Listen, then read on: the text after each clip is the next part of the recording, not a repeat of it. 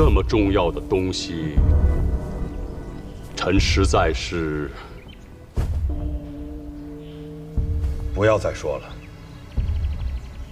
瓦剌内乱，朕此行凶多吉少，不到万不得已，绝不能拆看。臣领旨。明正统14年，蒙古瓦剌部首领叶先大举进兵明朝边境，皇帝不顾群臣劝阻，决定亲征瓦剌边疆。不料群龙无首，朝廷大乱，后宫妖孽横行。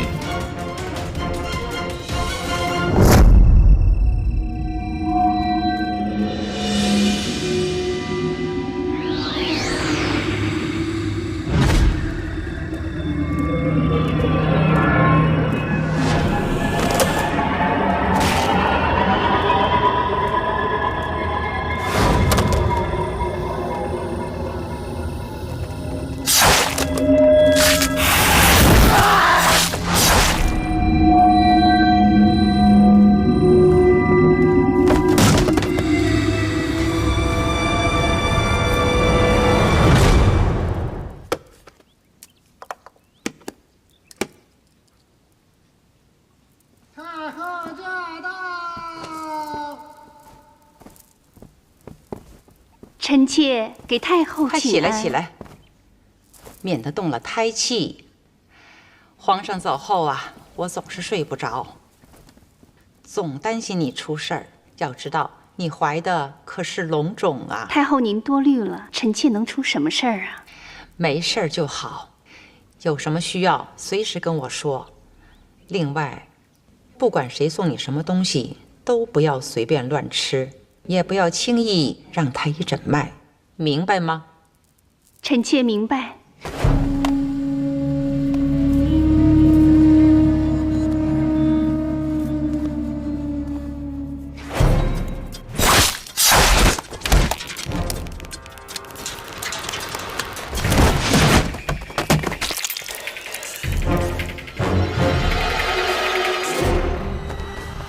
什么人？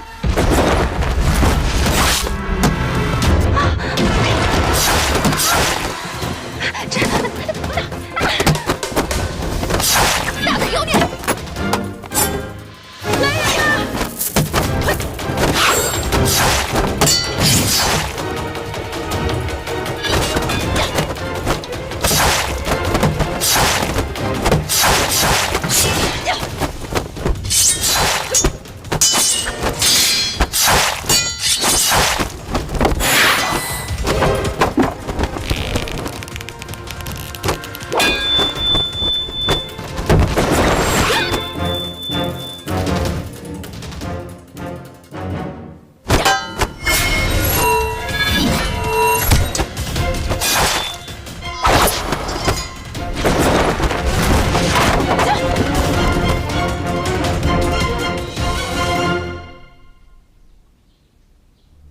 你擦过了？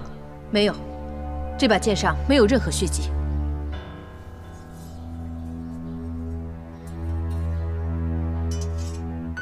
但是臣记得，这一剑明明刺到他身上。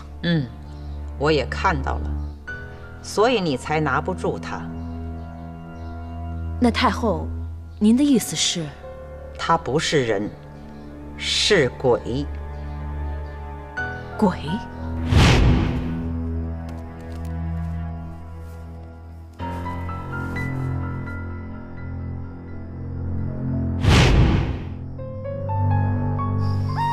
进来。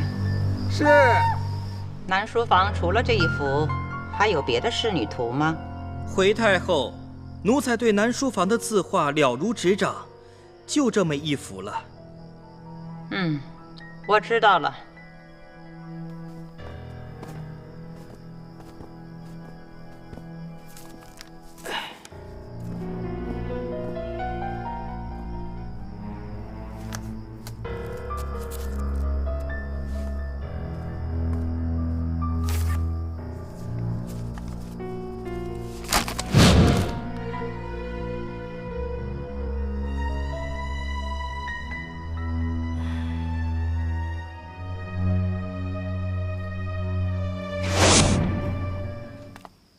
皇后娘娘，这是西域进贡的水果，放下吧。这皇上都回不来，我哪有心情吃啊？下去吧。是。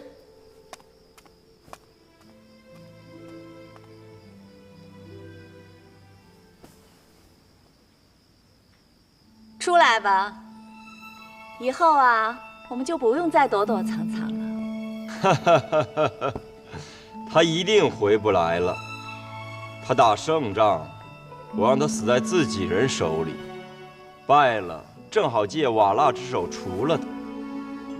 还有那么多亲王啊，宝座未必会落在你六王手上。何况令妃肚子里的孩子，要是龙种了。所以呀，本王就需要你帮我找到那样东西。我已经打听过了，最后一次出现是在李妃宫中。神鼎必是我的，你也是我的。六王。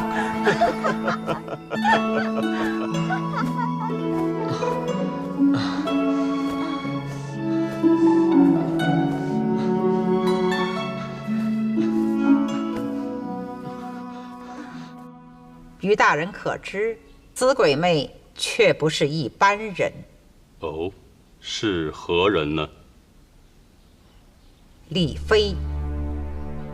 李妃当初是皇上最宠爱的妃子，死后多年再次惊扰宫中，怕是没那么简单呐。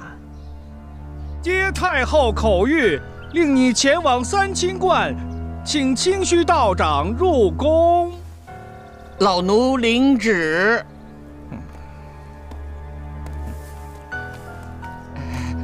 敢问公公，怎么太后突然想起要我去请清虚道长入宫呢？哎呀，小点声，宫里出事了。啊，陶公公，知道吧？知道。那陶公公可知道这扰乱后宫的女鬼吗？谁呀？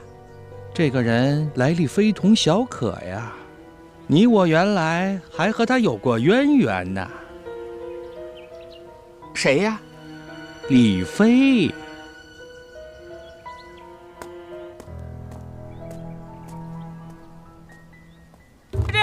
哎，快追快追！别让他跑了，快快快！这边，追上来！快快快！哎，跑什么跑？往哪儿跑？我哭啊！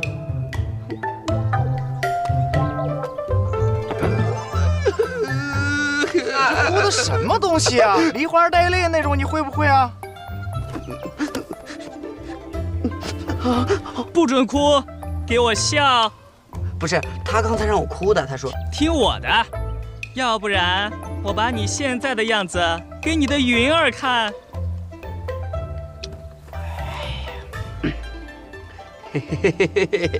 哎，哭啊！哭，笑，哭，笑，干嘛呢？笑，快走快走！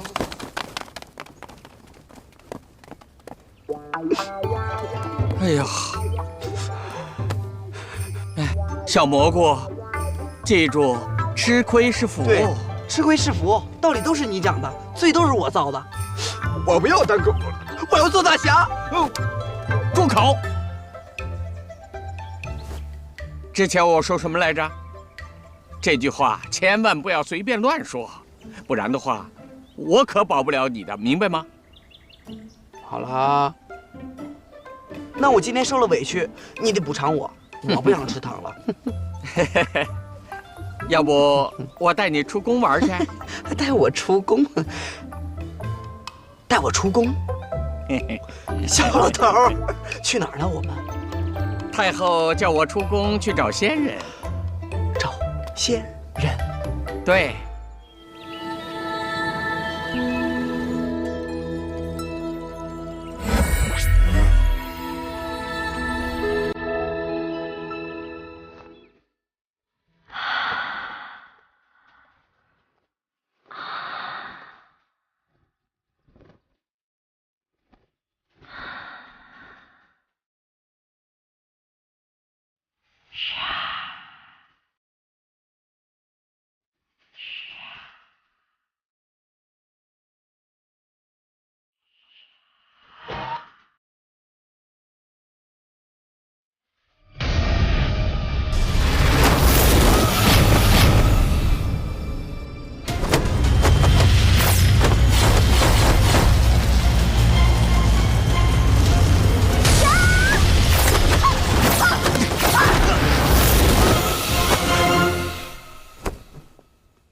天下没有任何男子可以抵抗我，你为何待我如此？此处荒山野岭，前后并无人家，又怎会突然出现一个奇女子？况且我们修道之人最懂得清规戒律，与你这等货色，又怎会入眼？小道士是入不了眼，还是你根本就不敢看？你说你修的是清规，那你看我呀？哼，看都不敢看，说明你心里有鬼。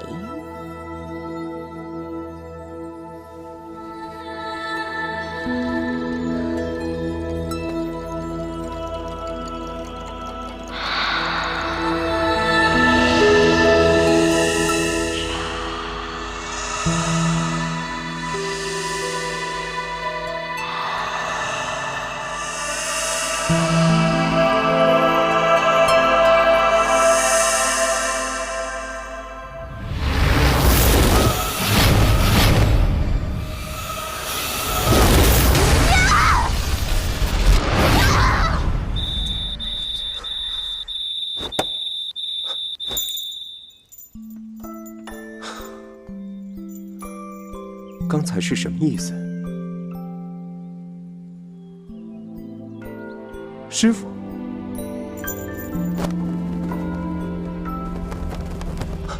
师傅，你在哪里？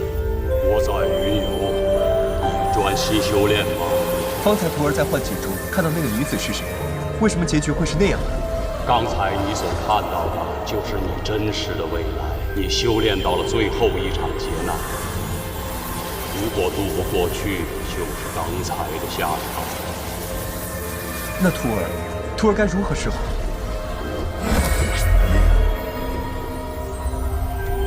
这是什么？日月神鼎。日月神鼎？对，只有找到它，你才能度过最后一次劫波。那这神鼎现在何处？徒儿该如何找到它？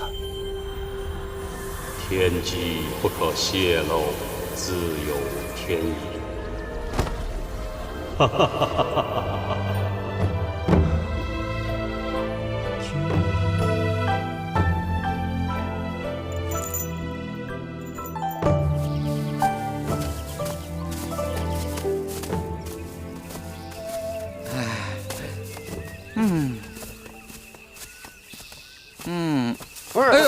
哎呀，慢点，慢点。小老头，你这还有多远呢？这仙人怎么走这么高啊？我不走了，我再走我脱水了我。那就歇会儿。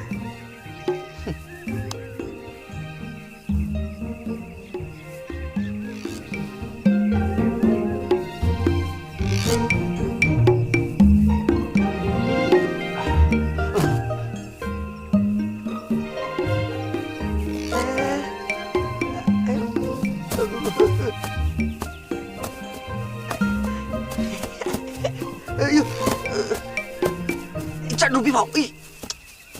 哎，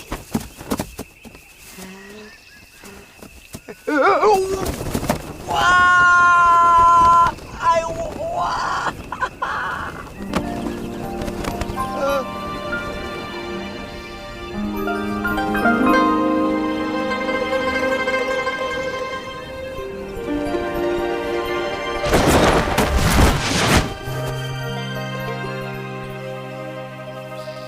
大侠，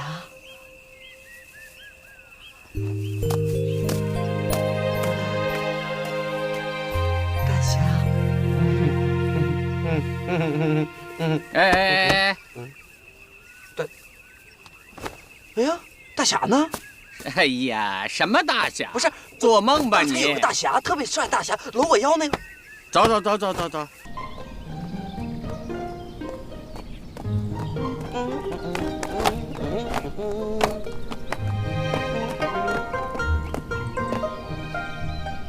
我天哪！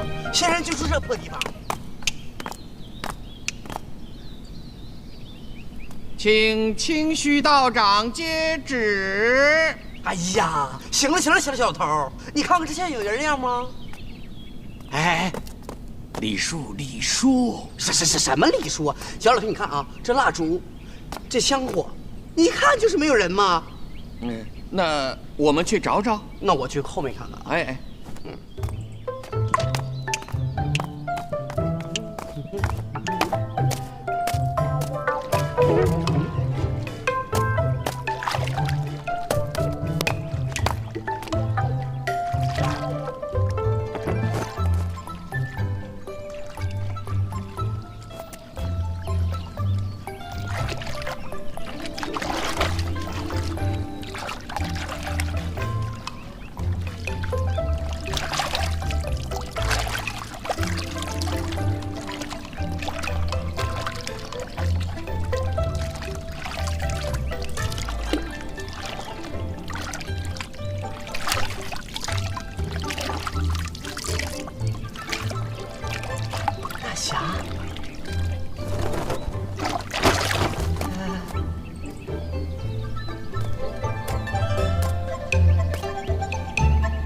你在干什么？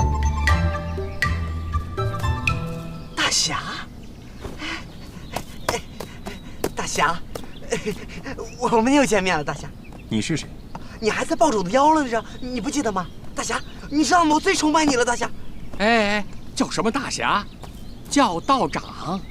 你们二人是什么人？擅自闯我三清观？我们是从皇宫来的，奉太后之命，请清虚道长入宫。我师父现在不在关中。哦，那他去哪儿了？什么时候回来？不知道。二位请回吧。道长，请留步。道长，尊师不在，能否辛苦道长和我们走一趟？对呀，你跟我们一起回去吧。为什么？我想请道长回去给我们做个见证，不然的话，我们口说无凭，没法和太后交代。此事与我无关。二位请回吧。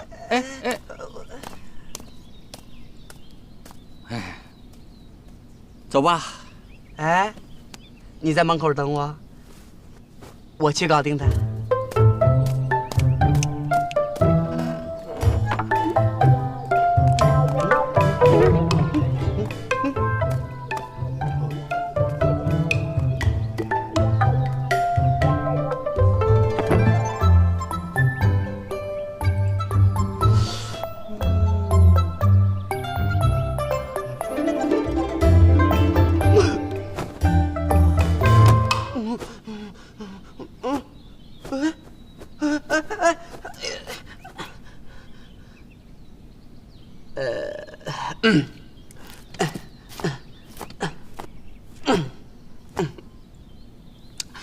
大侠呀，近看你的轮廓是又深邃又明朗，简直跟神人一样好看，一模一样。我是不会和你们回去的，你走吧。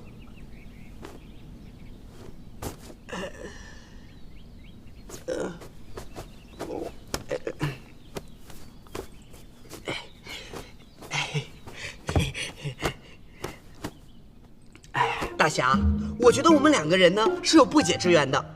你看哈，在我们没见面之前呢，你在梦里就救过我的性命，是不是？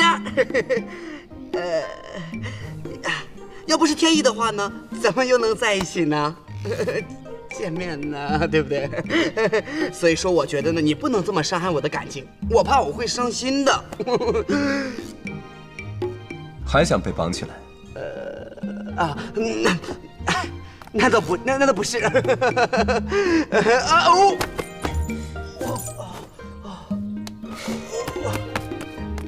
滚！我可能太困了，我走了，大侠。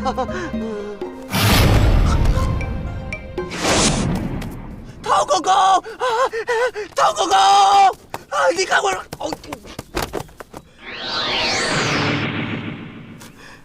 大侠，我就跟你开了个简单的小玩笑。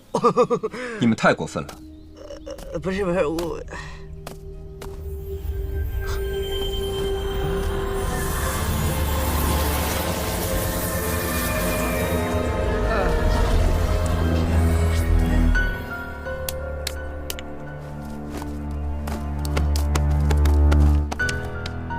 方才显示的是哪里？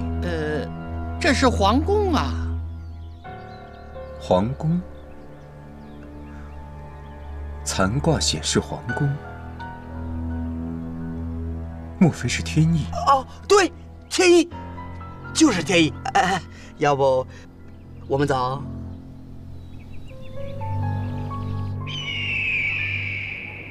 小臣见过白巫师，总算是见到族人了。大汉还好吗？明朝的大军正在北上，我们瓦剌现在正面临灭顶之灾。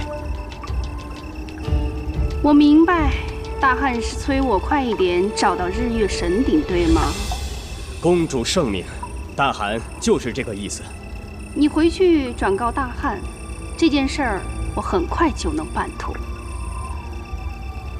有人说，公主在皇宫里待久了，会恋上皇宫的荣华富贵。这叫什么话？放心吧，现在计划进行顺利，一切都按步骤进行。我一定不辱先祖，夺得神鼎。退下吧。是。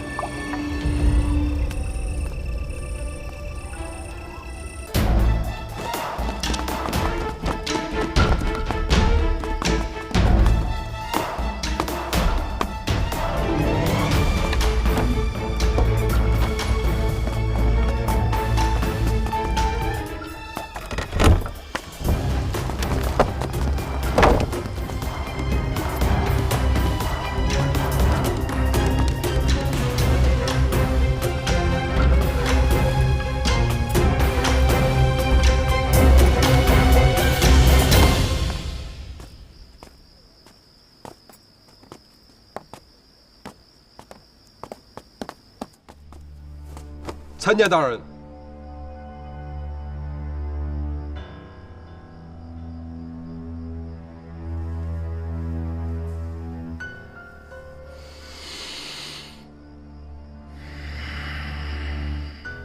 路上没出什么岔子吧？报告王爷，没有。这宫中将乱，以后调查信息的问题就交给你们了。是。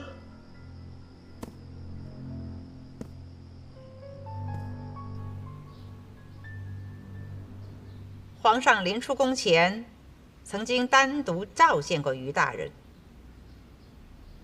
皇上跟微臣所谈，都是他出征之后朝廷的政务安排，别无其他。于大人，如今皇上不在，宫中政务唯有你我二人承担，有什么事情我们还得互通有无啊。太后身处后宫，与朝廷的政事不宜过多询问呢。太后若别无他事，臣先告退。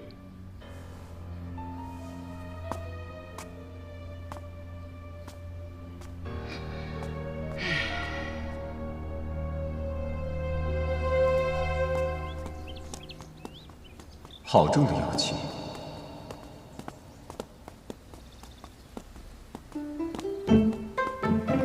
大侠，千万不要被这个皇宫的阵势所吓到。这皇宫方方面面呢，都是我的地盘。你一旦迷路了，你就提我的名号，我叫小蘑菇，没有人会不知道我，都会保你安全。大侠，你看我一眼行不行？你不看我，咱们怎么交流感情呢？闭嘴。大侠，你换句词儿行不行？你换一个更有感情色彩的词儿。滚！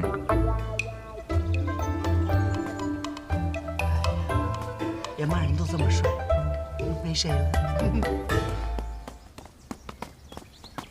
于大人，侯公公，这位小道长是？他是三清观的天目童道长，这位是首辅大臣。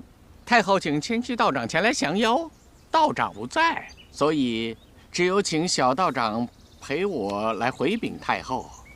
我与清虚道长有过几面之缘，今日一见清虚道长的高徒，也是一派仙风道骨，果然是名不虚传呐。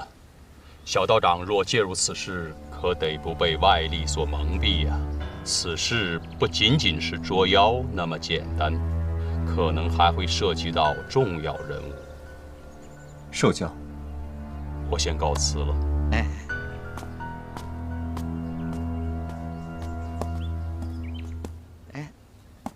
道长，前面就是太后的寝宫了。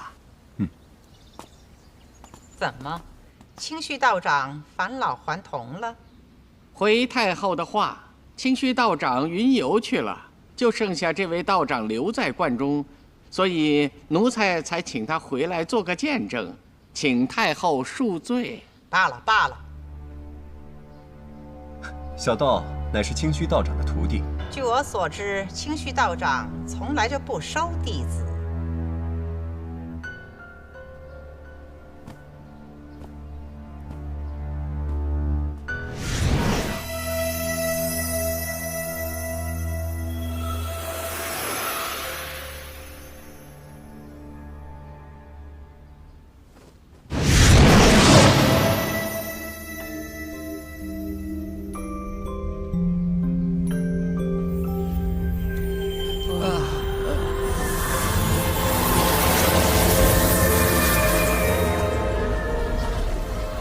无量天尊，师父，徒儿。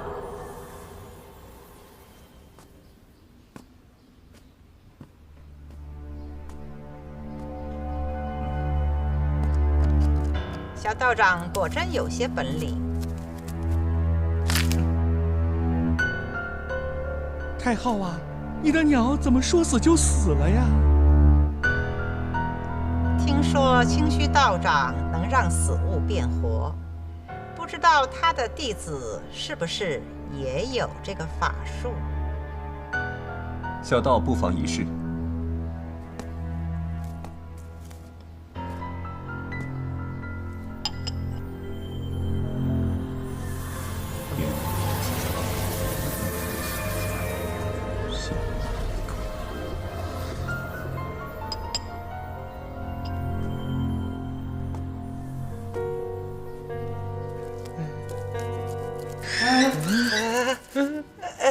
活了，活了！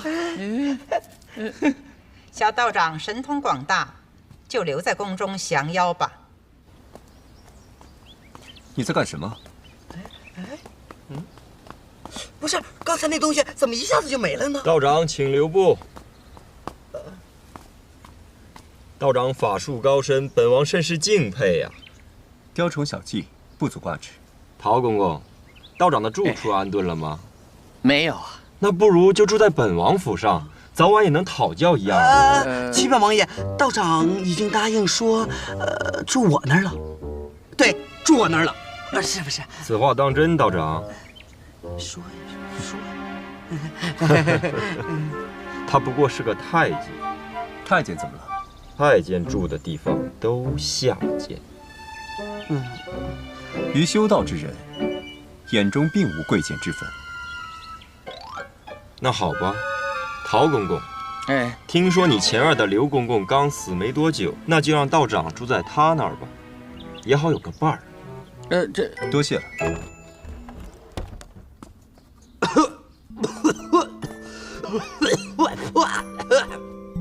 哇，这屋也太破了，这什么都没有。不是，道长，你这是能住人吗？这有什么不能住的？这地方总比我们山洞里好多了。没事了，你们两个先回去吧。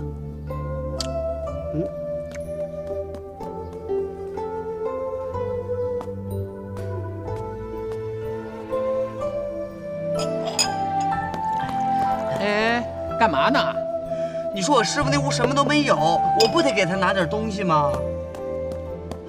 哎呀，我们压根儿就不该请他进宫。咋的，小老头？你是怕我师傅打不过他呗？我是说，这个道长太天真了，法术再高也斗不过心术啊！哼，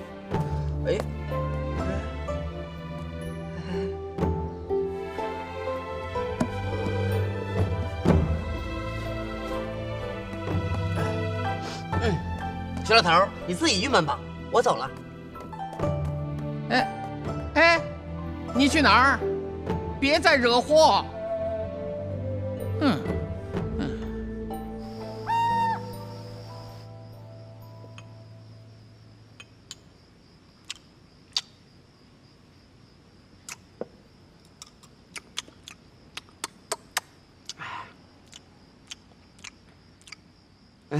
道长，你醒了。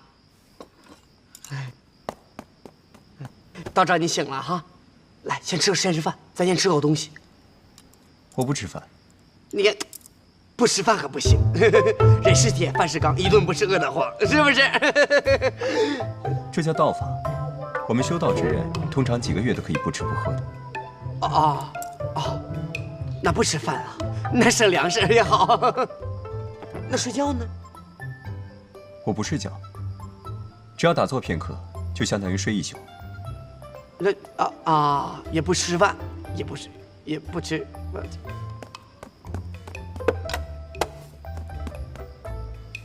那这个你得用得上吧？这是什么？这个鹑鹕。如此挥舞，不是，快把它扔出去！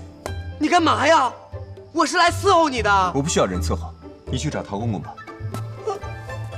师傅，我求求你了，你就收了我吧，好不？以后别再叫我师傅，小蘑菇。走。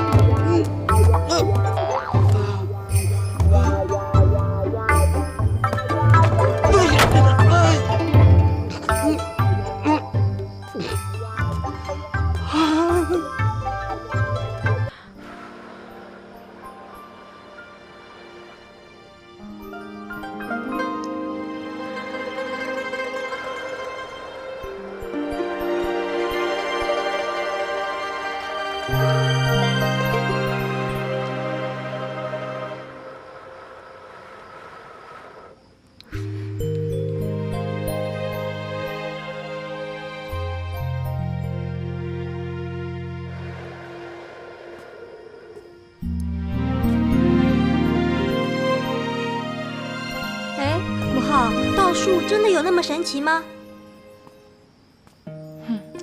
那呀，得看他的法力如何了。那个会变化的道长呢？他厉害吗？这个呀，母后也不知道。不过呀，外面稀奇古怪的东西多得很。六王觐见。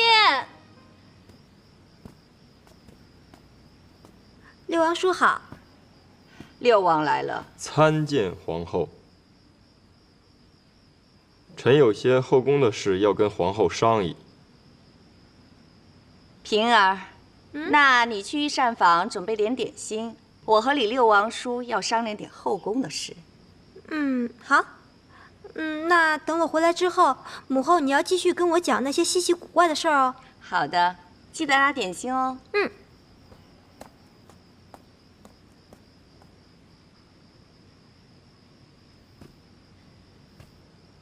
你和那个小道士聊得如何？不识抬举的东西，本王本想拉拢他，谁知他根本不予理睬。哼，一个小道士不知宫中规矩，也是习以为常。我们现在正是用人之际。哼，要不是看他有点法术，本王才不会搭理他。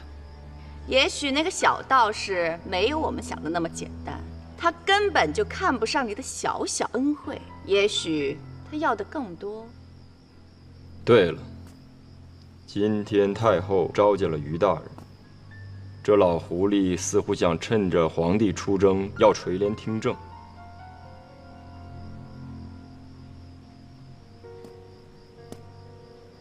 于大人可是皇上身边的人，他不可能袖手旁观的。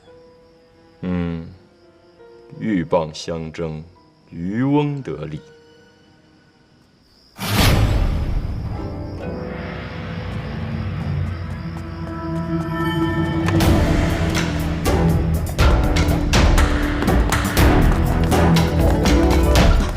有刺客！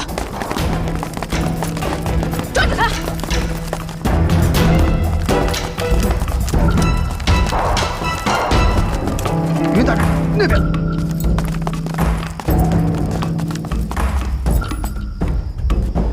分头上。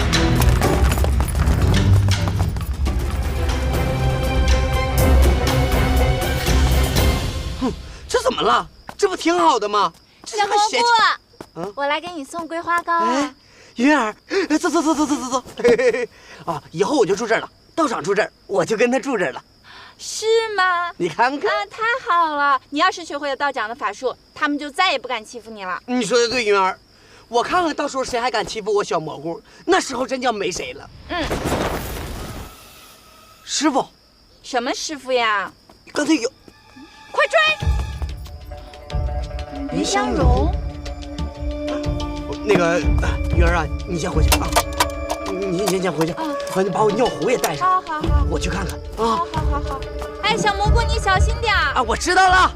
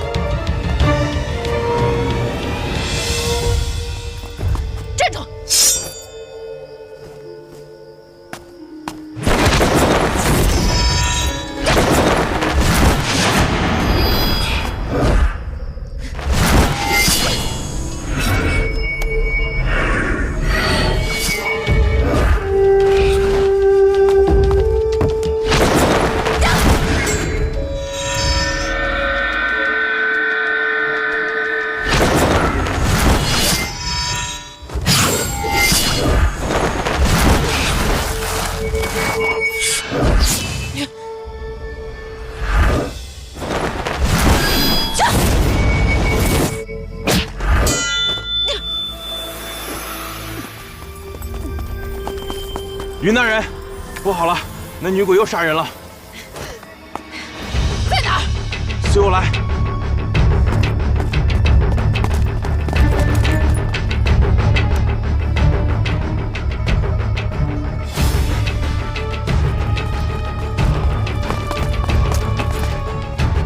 大胆！云大人，你不要杀他吗？小蘑菇，怎么会是你呀？云大人。他是太后派来请来捉妖的道士，你杀他干嘛呀？太后请人，我应当知道，怎么会请他这个三脚猫？你给我让开！这位云姑娘，你就别闹了。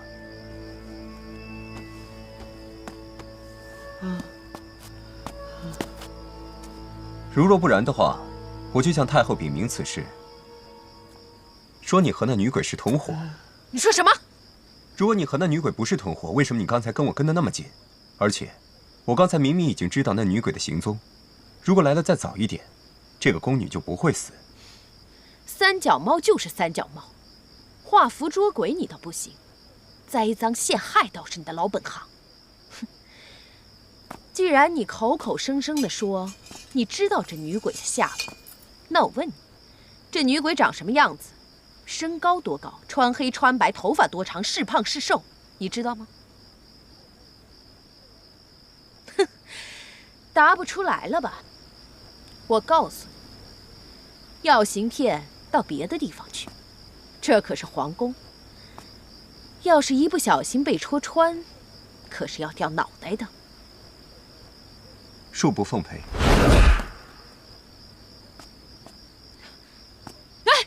你等等！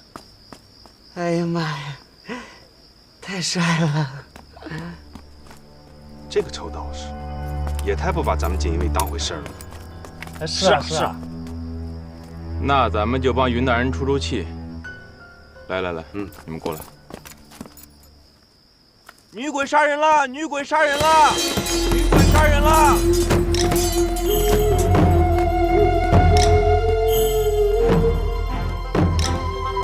你没事吧？快，女鬼进去了。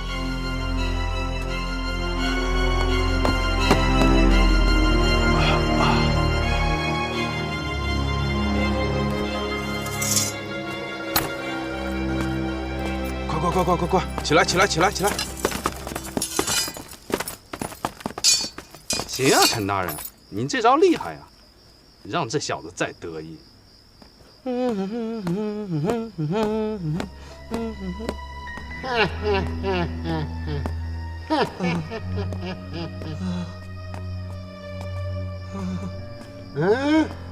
怎么着忘了？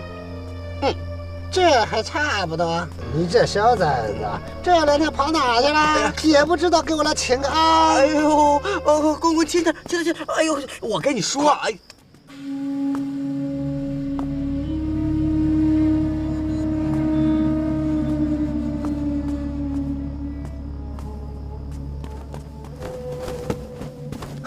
云儿，你回来啦！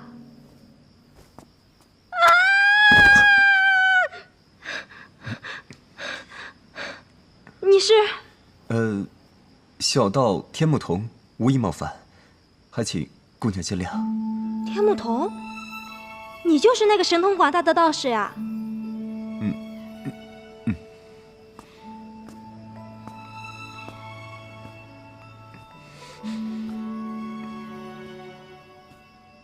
哎，你让我看看你啊！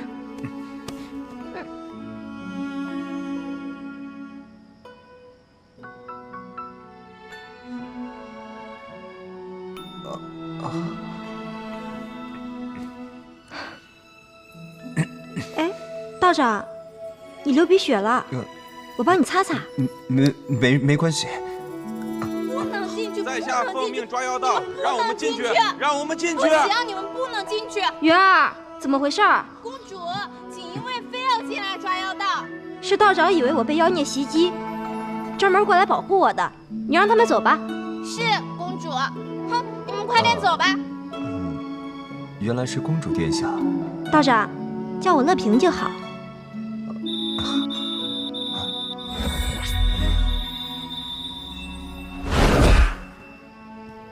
哇，好帅呀！哎呦，我真不是故意不给你请安去的，只是最近宫里闹鬼，搞得所有人都人心惶惶的。哎呀，这么多年就没见过鬼，你还闹鬼？你叫什么叫啊？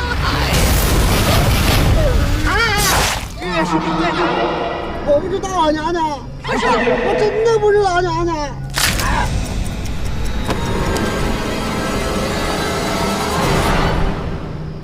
太恐怖了！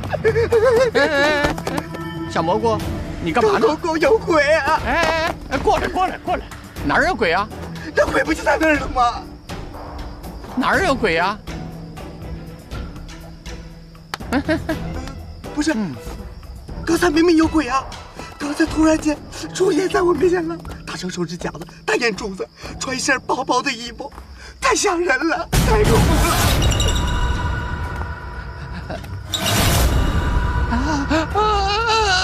你知道吗？他就在那儿。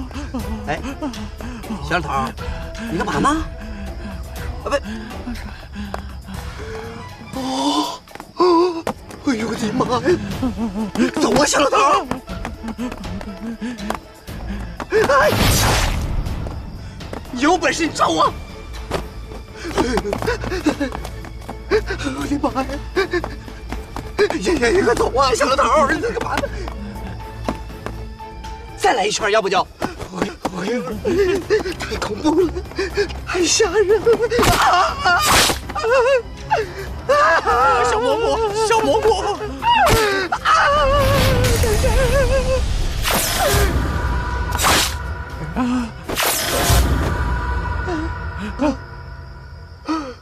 师傅，我就知道是你，还好你来了，要不我就死在女魔头的手里了。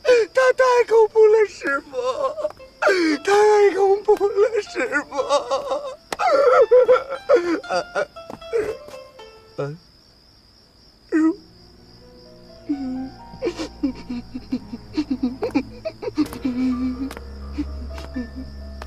陶公公，我掐死你！我让你打我，我让你行。天不同道长，有什么事？陶公公，你跟这个女子认识吗？哼，天目道长说笑呢，我怎么会认识她呢？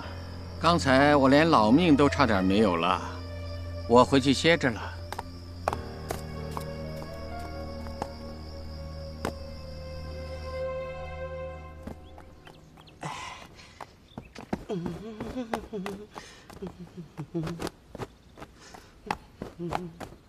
喂啊！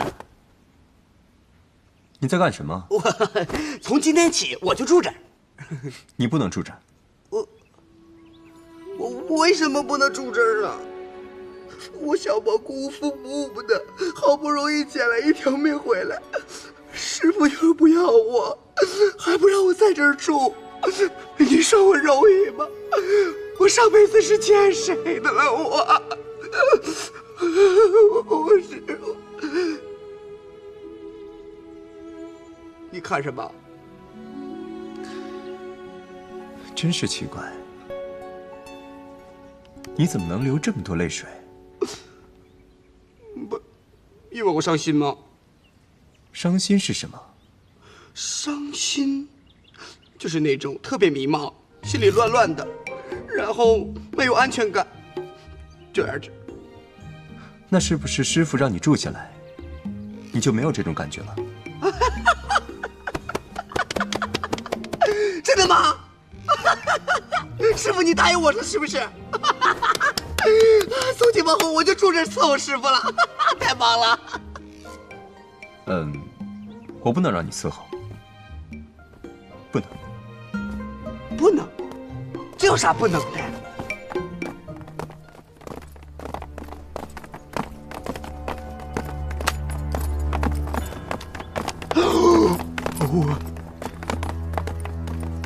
云姑娘，你怎么来了？我来带走妖女。这妖女与我有很多用途，可否交由我处置？如果我不答应呢？既然这个妖女已经被捉住，就应该尽早处理，以免夜长梦多。再说了，这本来就是我们锦衣卫的职责，你一个道长，承担不了后果。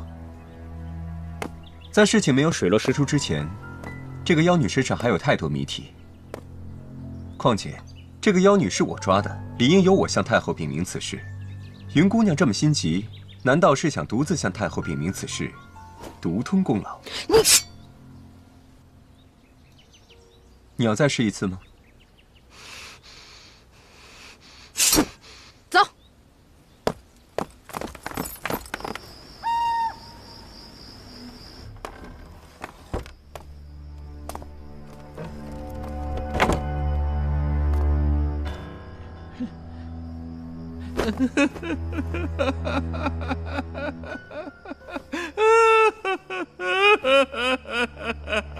都过去这么多年了，再大的执念你也该放下了，你就入土为安吧。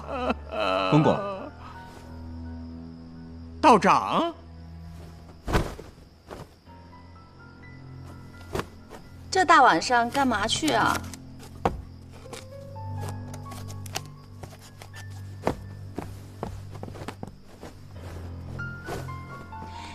你干嘛去啊？六王，这么晚你去哪儿啊？此事疑点甚多，本王去找云香容。云香容。陶公公跟这位姑娘是老相识啊。道长，哎，陶公公，快请起。李妃生前善良，她死后就别让她再遭罪了。可这个人既不是李妃，也不是什么女鬼，她是一个大活人。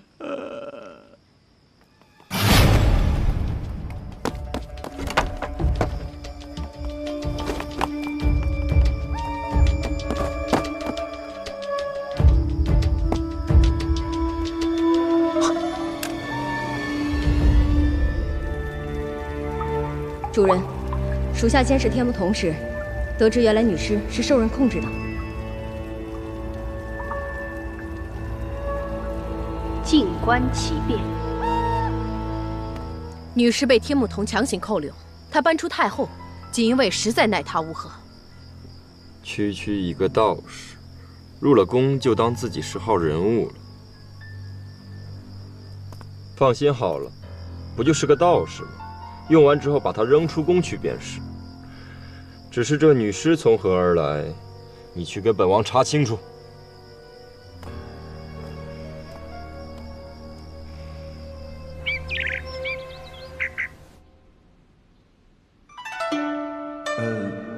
小道天木童，无意冒犯。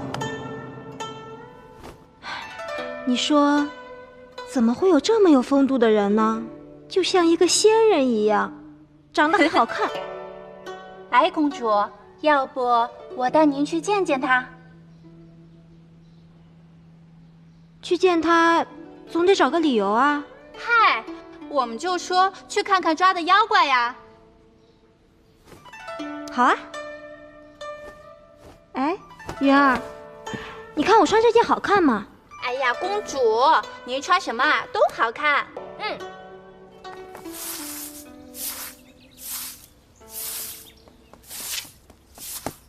小蘑菇，云儿，云儿，你又长个了，云儿。哎，你是专程过来找我的吗？专门过来找你的，干嘛我还在旁边啊？显然是专程陪我过来的。云儿，他是不是欺负你了？哎呀，我跟你说，你就不能惯他这毛病，你知不知道？小蘑菇，我是公主，我让谁听话，天经地义。你怎么从来都没有怕过我啊？不是公主啊，我觉得呢，作为一个公主呢，一定要平易近人。你得了公主病，你知道吗？你管我是不是公主病，你才是太监病。你再说，我砍你头。好吧，你赢了，赢了，公主，你说吧，找我来什么事儿？道长不在啊？你说道长我师傅不在。道长是你师傅？必然的吗？要不我能跟他住一块儿吗？不想想。那如果有一天我成了你的师娘，我肯定让你师傅把所有的武功都传授给你。我师傅呢，不一定喜欢你这个类型的。我是公主，道长怎么会不喜欢我？不过，我总得知道道长喜欢什么，不喜欢什么，有什么想要的，才能博得他的喜欢，是不是？我师傅不吃不喝不拉不睡，一门心思捉妖怪，除了妖怪就是妖怪，他最喜欢的就是妖怪。妖怪？那哪里有妖怪呢？这儿有啊。是吗？那我们去捉一只，送给你师傅怎么样？别，公主，不行，我师傅让我在这就为了看妖怪的，不能看啊，真不能看。那好吧，云儿，我们走吧，这儿没什么好玩的啊，白来一趟。哎，别，云儿，别，公主，公主小心眼啊，没意思啊，这样。这样吧，公主，就看一眼。没问题，就一眼，好不好？看一眼，别乱动啊！我跟你说，就一眼。走，云儿。参见母后。你这么着急来找我，有什么事儿啊？天木童声称妖女身上还有秘密，要进一步研究，于是他把妖女和自己关在了一起。哦，有这等事？那你让锦衣卫赶紧把那妖女处置了。天木童说：“这都是您的意思，是您给他的全部权利，锦衣卫也不敢轻举妄动啊。”岂有此理！你快叫天木童过来见我。是。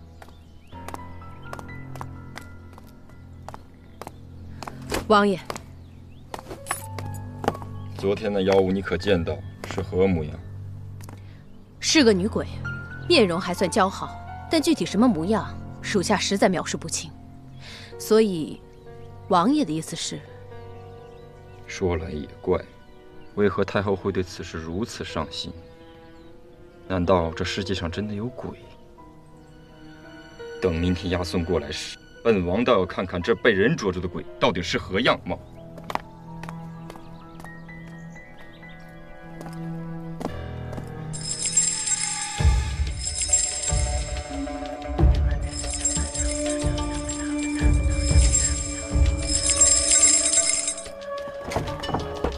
明明都没有动嘛，有什么可害怕的？公主，你可不知道，他动起来，大大的眼睛被手指伸出来。小蘑菇啊，我特别……这是什么呀？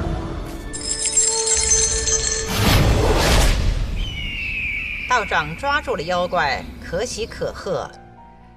只是为何把妖怪仍旧留在宫中，不让锦衣卫处置呢？那妖女身上疑点重重，我想一探究竟。不必了，既然这桩案子已经了结了，就尽快收案吧。道长把妖女交于锦衣卫处死，免得日后再次扰乱宫廷。太后，这李妃是谁？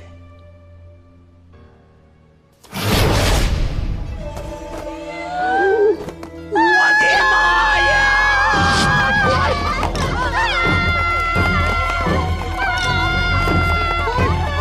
你怎么手那么欠啊？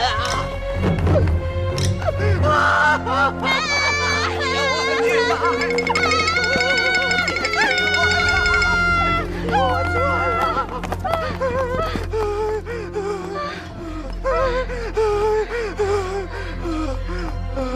哎，小蘑菇，你手里拿个烟壶干嘛呀？我是你，不是啊，我拿它干什么呀？我。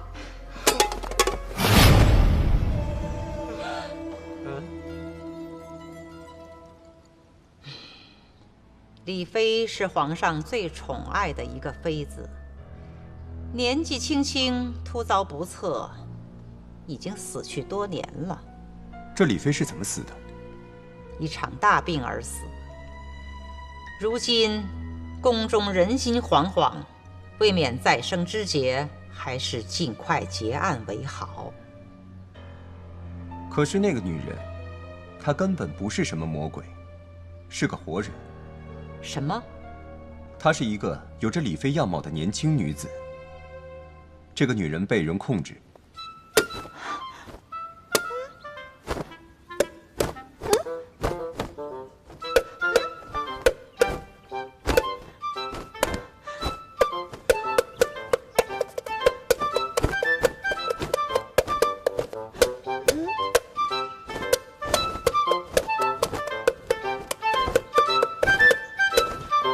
宫中并非鬼神作怪，而是人在作怪。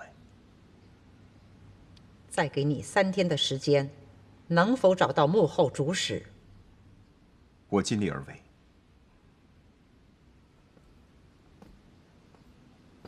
小道长来宫中的目的，到底为何？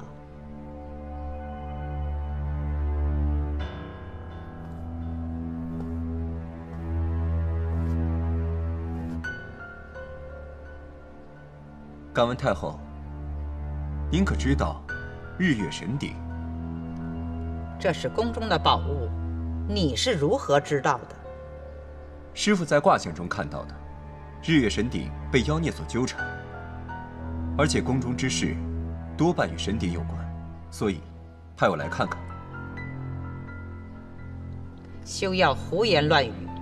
神鼎好端端的在皇帝手里，哪会有妖孽缠绕？以后再也不要提神鼎之事。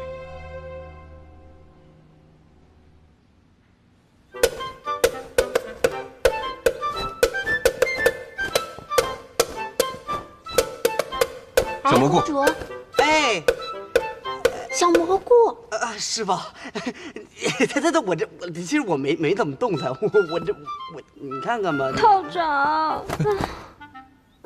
公主，这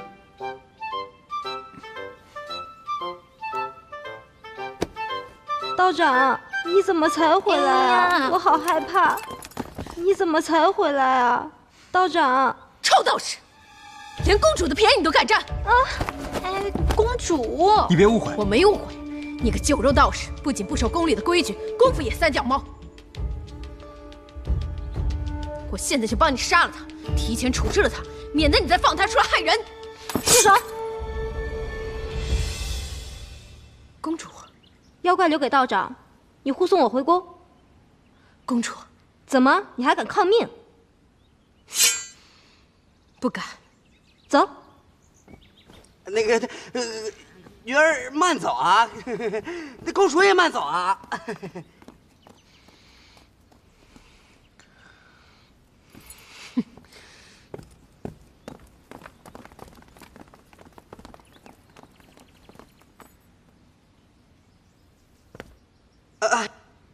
师傅。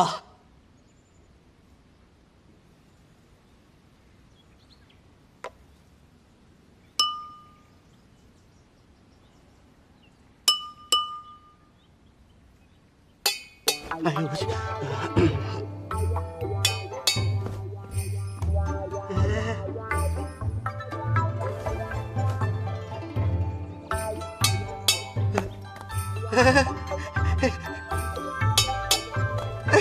这个好玩，这个好玩，这个好，这个好。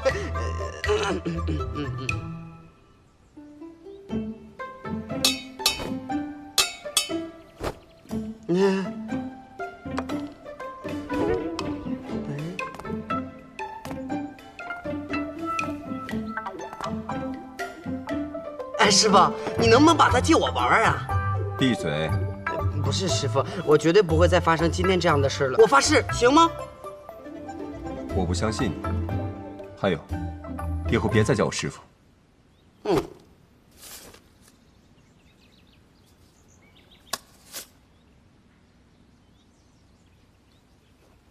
这我，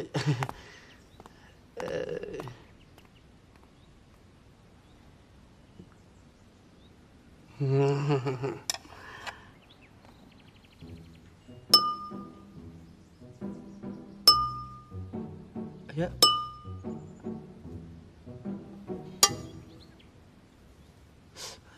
哎呀，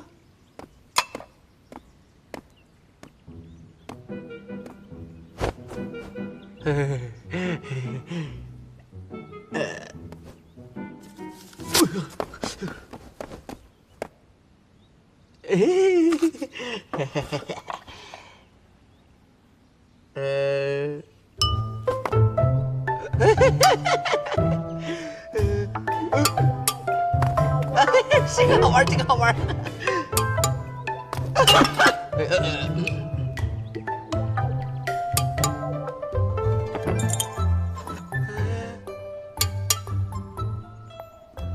哎呀，好玩，好玩，好玩。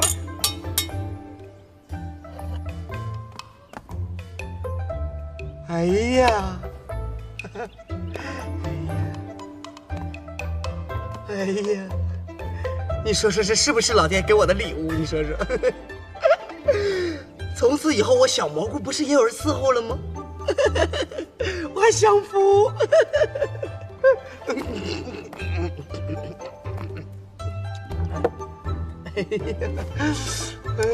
你在干嘛？